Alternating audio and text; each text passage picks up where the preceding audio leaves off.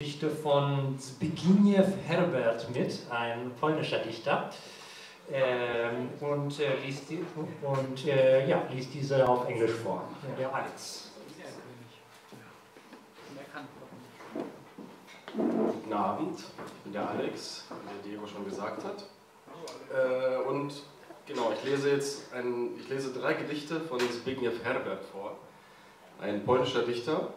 Ich lese die auf Englisch vor, was Diego auch schon gesagt hat, einfach aus dem Grund, weil ich keine gute deutsche Übersetzung dieser Gedichte bisher kenne. Und deswegen habe ich mich dafür entschieden, die englischen zu nehmen. Das erste Gedicht heißt Thorns and Roses.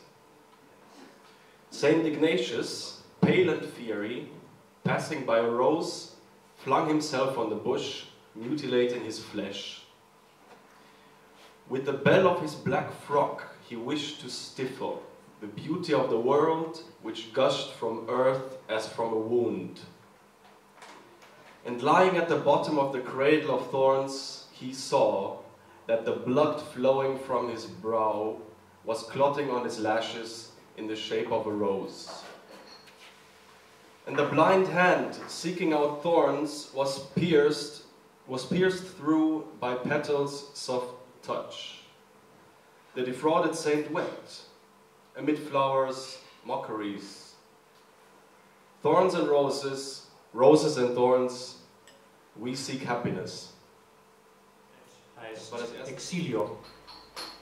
Tiende mi piel entre este continente y tantos otros, y me harás un cruento, par de alas de jirones, cual doliente dispersión de albas plumas. So sustento por un delgado hilo arterial pendiente. Seré mi propio dédalo, un invento de mi demencia por estar ausente de ti, por mi locura vuelto argento. Y vuelo de dolor, me alzo impulsado por fibras de mi cardo suspendidas, de púas de tu político alambrado. Y vuelvo así, sobre mis destruidas carcasas, cual jamás había logrado, pues solo sé cantar por mis heridas.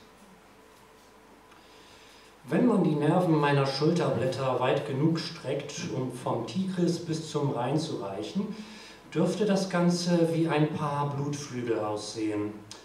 Fliegen könnte ich damit über die Grenzen hinweg, nur in meinen Wahnvorstellungen, durch den Stacheldraht ins zerfetzte Labyrinth.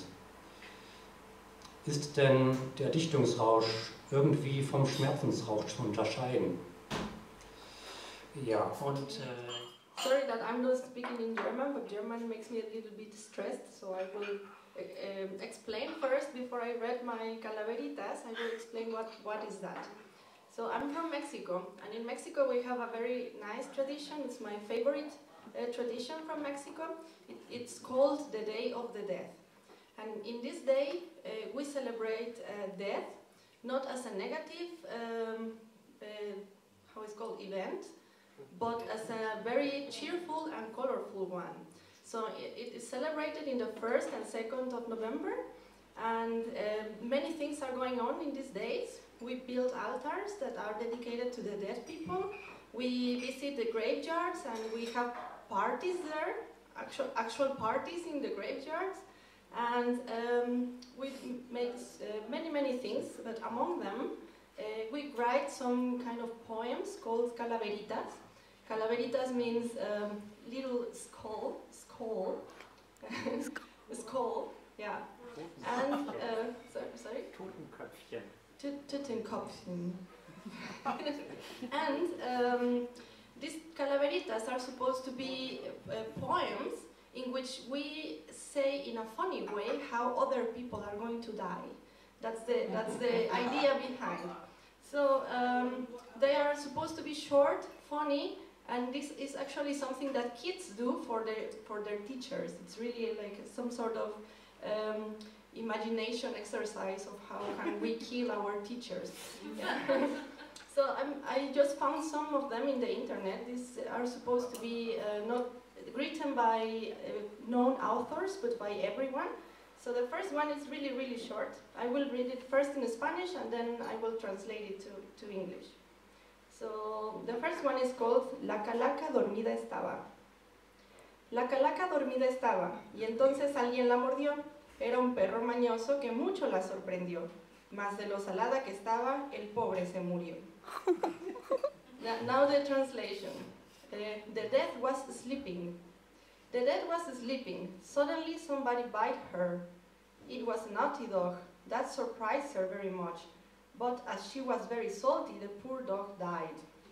So in English it actually sounds very much creepier than it is. This is something also very interesting. For in Spanish, the death is female, you know. So that's why I said somebody bite her. Yeah, so the next one, it's called Tiempo para el Deporte. The author is called David Gómez Salas. De niña fuiste hermosa, gordita y colorada, de joven enamorada y suave como la rosa. Por floja y descuidada se enfermó tu corazón y directo al panteón te llevaron de volada. Muerta, practicas deporte, pues delgada has quedado.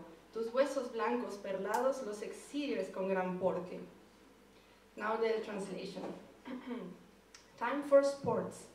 As girl you were beautiful, chubby and colorful. As young you were lovely and soft as the roses.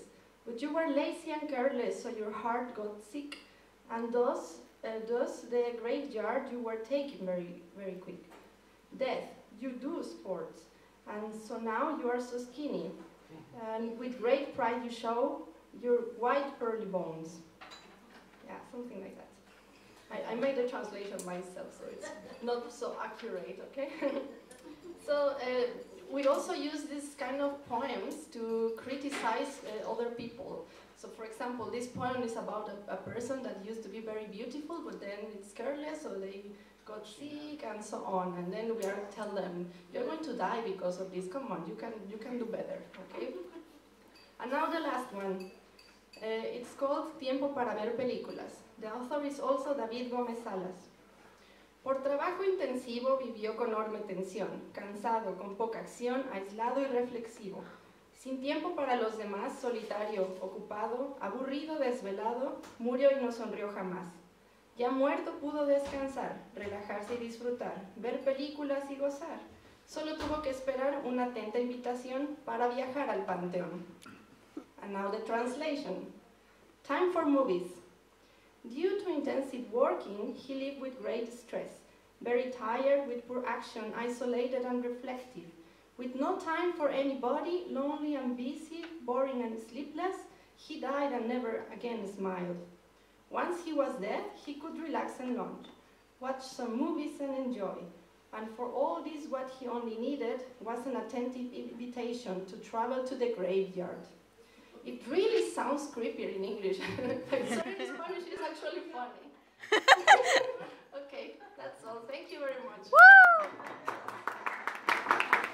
Markt und Straßen stehen verlassen, still erleuchtet jedes Haus. Sinnend gehe ich durch die Gassen, alles sieht so festlich aus. An den Fenstern haben Frauen buntes Spielzeug, fromm geschmückt. 1000 Kindlein stehen und schauen, sind so wunderstill beglückt. Und ich wandere aus den Mauern weit hinaus ins tiefe Feld. Heeres Glänzen, heilge Schauern, oh wie schön und still die Welt. Sterne hoch die Kreise schlingen, durch des Schnees Einsamkeit, ist's wie wunderbares Singen, o du gnadenreiche Zeit. Dankeschön, schöne Weihnachten.